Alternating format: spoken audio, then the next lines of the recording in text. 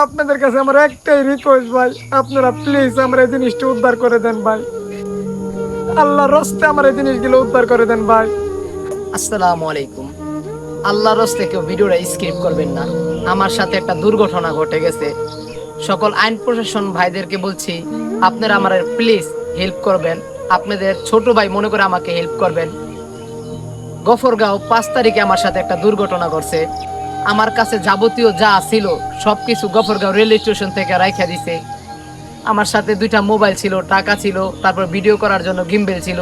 সবকিছু তারা আমাকে কাছ থেকে ছিনতাই করে নিয়ে গেছে। যদি আপনাদের এই ছোট ভাইয়ের কে মায়া লাগে তো সবাই প্লিজ আপনার এই ছোট ভাইয়ের জিনিসগুলা উদ্ধার করে দেওয়ার চেষ্টা করবেন। আমার জানে না, খুব কষ্ট করার টাকার জিনিস তারা নিয়ে গেছে। আমার অনেক মন খারাপ লাগতেছে জানেন। 5 তারিখে এই ঘটনাটা ঘটছে, 5 তারিখে আমার খুব মন খারাপ করে লাগতেছে।